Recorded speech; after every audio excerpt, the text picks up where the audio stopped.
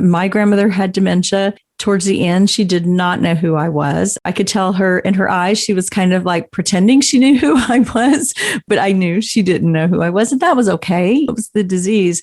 But you have to understand it's not personal. And I feel sometimes when I'm speaking with families that they take it personally, and it's not something that can be controlled. Or family, sometimes they almost think that I hate to say faking, but I've had some people say that to me, that they try to get, Mom, you remember this, you remember we did this last year, remember. And that just causes stress to the person with dementia. So I think those are some things I feel like families need to be aware of. Welcome to Aging in Style with me, Lori Williams. I'm an optimist by nature, and I believe you can follow your dreams at any age. My grandmother's journey with dementia ignited a passion in me to work with seniors. I've spent the past 13 years learning about seniors and aging. In my mid-50s, I followed my own dream and founded my company, where I use my expertise to help seniors locate housing and resources. On this podcast, we cover all aspects of aging. Join us each week to meet senior living experts and inspirational seniors who are following their dreams. The fact is, we're all aging, so why not do it in style? Hi, welcome to another episode of Aging in Style with Lori Williams. Today, we are going to be talking about preparing to visit our senior loved ones who have dementia over the holidays. And this is going to actually be a 3-part series where we're going to be talking about different effects with the Alzheimer's Association. They have agreed to work with us and do these episodes, as well as, I'm very excited to say, in the new year, we're going to have them on once a month to talk about a different aspect of Alzheimer's, which is so important. So today, our guest is Tanesha Tyler-Carr. She is the Program and Services Coordinator for Alzheimer's Association Dallas and Northeast Texas chapter. Tanesha has a bachelor's degree in applied behavioral analysis with a minor in dispute resolution at the University of North Texas of Denton, Texas. And Tanesha has been with the association since 2012, and she works primarily with caregivers and individuals with the diagnosis as a care consultant. In her role as a consultant, she provides a one-on-one care planning, crisis management, and information and referral for families who have been affected by Alzheimer's disease and other related dementias. So thank you so much, Tanesha. I'm so excited to have you on the show. Thank you for having me, Lori. Great. Well, the question I always love to ask my guests is, what drew you to work with seniors and specifically with Alzheimer's? Well, I would say it probably is kind of something that I've been exposed to since I was a child. My passion was fueled then when I was much younger and I was out of school on the weekends or for holidays. My mother and my aunt, they were CNAs, and they had a lot of senior clients, and they had a few that also had a diagnosis of dementia. And so I would go to work with them. I would keep their clients happy, reading stories and just playing with them. Now, as a kid, I'm just playing with my new friends, but it really fueled a desire to really work with that population. And so I'll say, I guess I've been trained to be a care provider since I was a child. So I've always had a connection with senior care and just individuals who have a medical or mental health diagnosis. So that's kind of why I'm here. Just a perfect fit for you. So we were talking earlier about this episode and what we want to share with our listeners. So when we go home to visit at the holidays, if we have, a loved one who has dementia, it can be very challenging if you have not seen them, in a year or 2 years. Say it's your grandmother or maybe your dad, and you don't really know what to expect. So that's what we're going to hit on about today in this show. But I also want to ask you, Tanesha, what are some statistics that you have on Alzheimer's? Because I know we were just talking about this earlier. If you're in a room of people and you say, raise your hand, if you have a family member or know someone with dementia, just about everyone in that room is going to raise their hands. So what are some statistics now on dementia, Alzheimer's? Thank you for that question. Actually, the 2021 Facts and Figures, Alzheimer's disease facts and figures, came out in March of this year. And if anybody's interested in looking at the YouTube video or looking at the report or the infographic, that address is alz.org/facts, FACTS. And the new statistics, we have about 6 million Americans who have received a diagnosis of Alzheimer's or another type of dementia. And typically you will see the onset of dementia at 65 years of age. And as you know, one of the biggest myths is that this is a normal part of aging. And it's not. It's not a normal part of aging for anyone to have any type of dementia. Alzheimer's disease is a type of dementia. So I like to just kind of dispel that myth kind of right away. Even though this disease is associated with older adults, it's not a normal part of aging. And you don't always see people who are 65 years of age or older with this disease. 5% of that 6 million Americans who've been diagnosed, you are experiencing what we call younger onset. So this means that you may encounter individuals who are in their 30s, 40s, and 50s. Who are living with a younger onset diagnosis. And in the state of Texas alone, there's about 400,000 individuals who have a diagnosis of Alzheimer's and other type of dementia. And as we were talking about, those are just the people who are diagnosed. There are a lot of people out there who are not diagnosed. And I know I speak with people every day who they tell me, kind of what's going on with their spouse or with their parents. And I ask them, is there a diagnosis of dementia? And they say, no, they haven't gone to get that diagnosis. And I don't know, is it fear? People don't want to know what it is? Stigma, I would say, is, definitely a part of it. There's so many factors. There's so many reasons for that. It is fear. I mean, there's such a huge stigma when it comes to, we go to the doctor if we're feeling pain in our body. When we talk about cancer or diabetes, HIV, things like that, it's very much normalized to have a conversation about going to the doctor. When it comes to a neurological condition that has to affect your mental health, it is a medical condition, but it also affects your mental health. There's such a stigma around mental health. And I think that there's fear because, that stigma is perpetuated so much. And then also, I think misunderstanding that this is a normal part of aging, which it's not. And then also, unfortunately, you do have in the medical community, there are physicians who are not telling people they have a diagnosis. 50% of people who may be living with a diagnosis don't even know because they're quietly given medication, but they're not receiving a diagnosis from their physician. So there's so many factors, issues with also just being insured, having insurance pay for the screening. There's so many different factors. Everybody's situation is different, but I would say definitely stigma around the disease, misunderstanding and miseducation about the risk factors, and the assumption that it's a normal part of aging is ever present. Mm-hmm. Exactly. So while we're saying there's 400,000 Texans who have been diagnosed, odds are there's quite a bit more than that out there with absolutely. dementia. There are people who are living with a diagnosis, as you know, that you work with and I work with and come across that don't want to go get that diagnosis because we give a name to it, it's definitive, then it's real. So, there's a lot of different factors as to why people don't seek a diagnosis. Yeah. So what can we do for people who are going home to visit? And there may be people who, because of COVID, maybe didn't go home last Christmas. They did not see their grandma or mom or dad.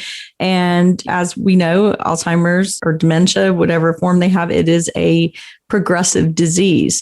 So how should the person who is the caregiver prepare family who are coming to visit? They shouldn't just be kind of like, come see grandma, and they're expecting grandma of 2 years ago and grandma has declined significantly. So how should they prepare them? And should they prepare them? Obviously they should, but how would you say to prepare them? That's a great question. I would say it's always a good idea to prepare. Some feel they should, some feel they shouldn't. Sometimes feel as though maybe the family and, their loved one will just kind of ingratiate into the environment. But I think it's always a good idea to prepare just because the person you are care partnering for your loved one who has a diagnosis, or if you're an individual with a diagnosis, you are experiencing your world very differently. You have a routine. You have a care plan that you're working on with your family member, your doctor. So you kind of have your routine. And then when you have other people in the mix, like family and friends, the holidays, it's a lot of hustle and bustle, a lot of different activities going in, family wanting to come in. The way you experience that is differently now because of your diagnosis. You're still very much you. That hasn't changed, but just the way that your environment has changed.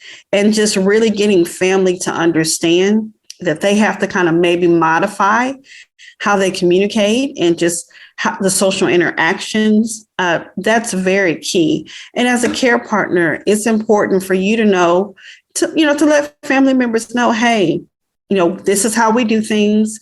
This is the best way for us to enjoy the holidays. This is the best way for us to enjoy food and social gatherings, and for really, to really kind of prep them, to help them understand, you have to adjust your expectations, how and you communicate and how you related, like you said, 2-3 years ago, is different now. So we're still going to have a great time and be family and love on each other, but we need to understand that it's important that we modify and adjust our expectations of how we're going to interact, because, they are experiencing a diagnosis, and the diagnosis has changed the way that they externally express themselves and really just relate to their lives. Absolutely. And I think people also need to realize not to be offended. And I say this because I talk to a lot of different people who are going through a family member with dementia. And sometimes they're offended that they don't remember who they are. They don't remember their own child or their own grandchild. And that is hurtful. That's difficult. My grandmother had dementia. Towards the end, she did not know who I was. I mean, and, I could tell her in her eyes, she was kind of like pretending she knew who I was, but just, but I knew she didn't know who I was. And that was okay. It was the disease. But you have to understand it's not personal. And I feel sometimes when I'm speaking with families that they take it personally, and it's not something that can be controlled. Or family, sometimes they almost think that I hate to say faking, but I've had some people say that to me, that, they try to get, Mom, you remember this, you remember we did this last year, remember. And that just causes stress to the person with dementia. So I think those are some things I feel like families need to be aware of. What other kind of things do you see that you think would be a good way to prepare family members coming for the holidays? I always think it's great to have phone calls or Zoom calls before family comes in, and just kind of talk about the plan, just how we're going to, like we normally do, how we're going to do the holidays, who's going to bring what, who's coming over, things like that, but also how we're going to really make this holiday special for everyone involved, and specifically our loved one with dementia. And then also taking the stigma out, and continue to talk to them, relate to them, and have that intimate closeness that you've always had with your loved one, but just understand to adjust your emotional expectations and how they respond to you, what they remember. Meet them where they are. Really learn who they are now. Learn how they do things now, to really meet them, on that personal level. Like you said, not getting offended if they don't remember names, they don't remember the relationship, but they remember that you're a person that they love and they care for. You're somebody that is close to them, but not taking it personally and understanding that it's just a disease and it's not something that they can help, but kind of just forming new bonds and new relationships with that person based on just how they're communicating and relating at this current time. I think that's always key. It's just remembering to do that. And also, not refer to them as the patient or them versus their name, and really engaging them. They are a part of the family. They're involved in the event. They do have a diagnosis that is going to change the way that they can externally participate, but they're still very much them. And just really taking the sting and the stigma out of that, throwing that away, not looking at them like the diagnosis, looking at them like, this is my loved one. because they have a diagnosis, things are different in how we can communicate and we interact. I need to make my modifications and adjust my expectations so that they can still bond with me and enjoy the event, and I can still enjoy them. Mm-hmm. I love that. I think sometimes you have to just take the diagnosis out of it and not let that be the forefront of everyone's mind, and still just find new ways to communicate with your loved one with the diagnosis. Absolutely, because that's still your grandpa. And whether he is maybe nonverbal now, you can still go over, hold his hand. He feels that love from you, sing a song or something that you did together, and still just talk to him. I mean, right. Like you said, he's still him. Yeah. He's still him. He is still who he is. He just has a diagnosis that changes the way he can really express himself externally. And I think that's what people have to remember. That person is still very much them. Like you said, you have to just modify the way that you communicate and interact with them, because they are limited, unfortunately, by their diagnosis, but they're still very much them, and they can still be a viable part of that environment. Yeah, absolutely. And we talked a little about the environment. So, I mean, normally the holidays, a lot of people have big families, extended families, everyone's over, it's loud, it's crazy, there's kids running about. What are some things with someone with dementia that might be a little too much for them, a little bit of overload? So what are some ideas that maybe have them in a different room to eat if it's becoming too much? Or what are some thoughts that you have on that? Oh, absolutely. Maybe before their diagnosis, we all love the craziness of the family, the friends, the kids, the dogs, the laughter, the music, all of that. But now that there's a diagnosis involved, like you said, the way that they enjoy that environment may be different. And it may be too much. It may be overstimulating. And sometimes that can present itself in agitation or behavioral changes that may be unpleasant for other people. But it's really just a reaction to the environment, being uncomfortable. Maybe it's too much going on. So I think it's important to kind of prepare a place nearby the main action where they can just kind of have less noise. They're still able to enjoy food. They're still able to enjoy company. People can even come in individually and visit and connect with them, but maybe it's just right by, it's nearby, but it's just a little area where they can really enjoy themselves, enjoy the environment, but not be overwhelmed by so many things, because it can be a lot for that person. If they're not really enjoying the environment, they don't seem very social, they're kind of recluse. It might be that environment is just too overstimulating for them, or they're just really not connecting with the environment. So you want to make some modifications, like you said, somewhere in the house where they can kind of be a part of what's going on, but maybe in a way that's more appealing to them. Maybe, maybe they need the radio on. Maybe they need crossword puzzles or Sudoku books, things that they're really interested in, where they can be engaged in that, but still be close by the environment. Sometimes it's just making those little changes. And I think also care partners and, also the person who has a diagnosis being empowered to say, hey, maybe instead of having 20 people over, maybe we have 5 people over. Maybe we have a different type of celebration where it's not so much noise and so many people, just modified to where that person still feels comfortable and engaged, but maybe it's just not so much going on. Absolutely. And like you said, family members not being offended by that. It's, it's really not anything against you. It's just, you have to meet that person where they are, and where they are, how they're operating currently. That may just be too much, and it may not be an interest or an engagement that they can really participate in. Absolutely. Very good points. And the other thing that I was thinking is, depending on where they are in their journey, I think, especially with women, we want to be involved in the process of preparing the meal. So, maybe they can't cook like they used to, but maybe give them some sort of a task that they can do, whether it is, putting placemats out or folding napkins or doing something. Give them a job. You have this diagnosis of dementia. However, like you said, you're still you're still in there, and everyone needs a purpose still.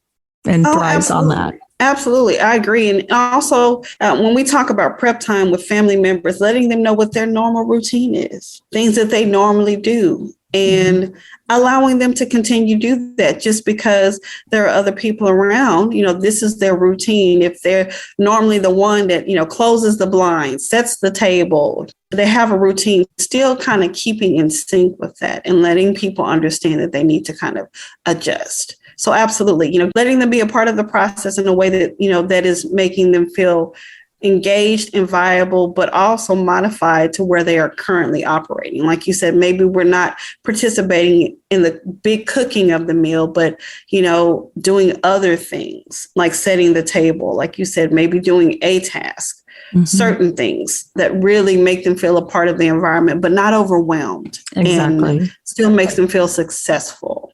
The other thing we had talked about, and I find this so interesting, is about food when you have Alzheimer's and plating food. So can you tell us some things about that? What's important about food and about plates? Right. To really understand the diagnosis, we all know about the memory loss. That's typically when people really notice something is going on because the short-term memory deficit is so severe. The present, in essence, is disappearing, repeating of questions, not being able to remember things that you discussed a day ago or maybe 5 minutes ago, that's short-term memory loss.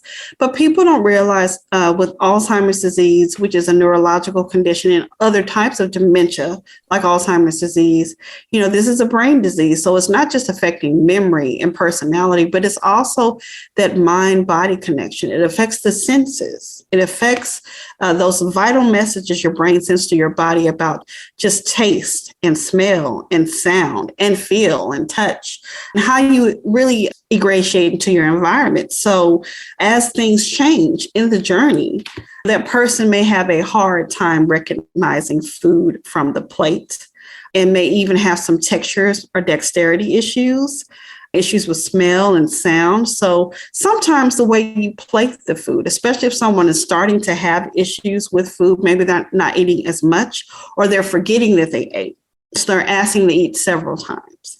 Or when they do sit down to eat, if everything to their eyes and their senses looks too similar, they're not really able to tell the food from the plate. Sometimes you may need to have a white, plain beige plate with colorful food, so that they can distinguish the food from the plate. And sometimes we don't know about those issues, but that may be what they're experiencing.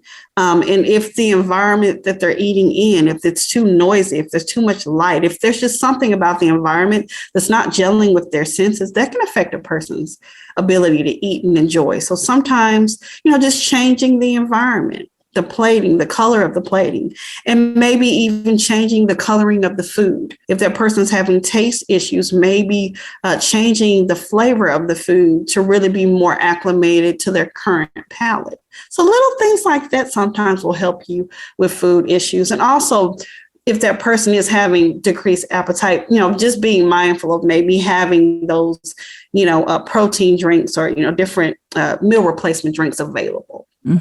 Absolutely. Make sure they're getting their nutrients. And like I said, with the plate thing, that's something I had never thought about. But if you have a plate, say with little flowers all over it, they may not be able to distinguish the food and the flowers. And they're trying to figure out what on earth is this, Yeah. Like, are you trying to get me to eat a plate of flowers? that kind of thing. Exactly. Yeah, really good points. Thank you so much. Before we close, I do want to ask you, because I like to ask all my guests this, is there a senior in your life who just truly inspires you? Yes, my aunt. She's almost 70 years old. I absolutely adore her. She has been I always call her my bonus mom, but she always just inspired me to, educate myself, to be independent. She's traveled. She's done so many different things that, as she was growing up as a female, she was told traditionally we're just not meant for women. So she's always been like a change maker. And so she greatly inspires me. And she's also aging well. And I think as she's aging well and I'm aging with her, I get much closer to her. And we have a different relationship now as women. That's wonderful. Thank you. And then if people want more information on Alzheimer's and especially about preparing for holidays, where's the website that they should go to get what they should do is go to alz.org and then they can do /holidays. Sometimes it'll bring you directly to that page, or you could just go to alz.org. They can also, if they'd like to get some information mailed to them or emailed to them, they can also call our 24/7 helpline. It is 24/7. You can talk to a staff member like myself that will talk to you just about any and everything. They can have what they call a free and ongoing care consultation, where they can be in line with resources, get signed up for education programs, support groups, but also get specific topics, information on topics like this. And that number is 1-800-272-3900. It's also important, as people are preparing for the holidays, to know that that's a 24/7 helpline.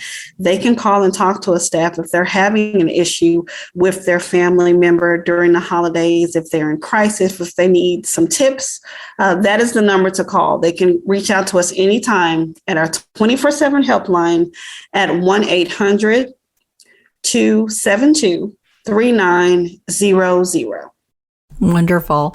Thank you so much for being on. I'm also going to have all this information on our website, and along with the podcast, all of the contact information.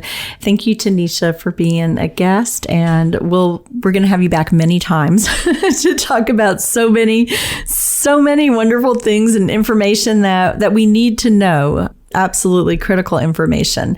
Thank you all so much for listening to today's podcast. As always, you can go to my website, which is loriwilliams-seniorservices.com.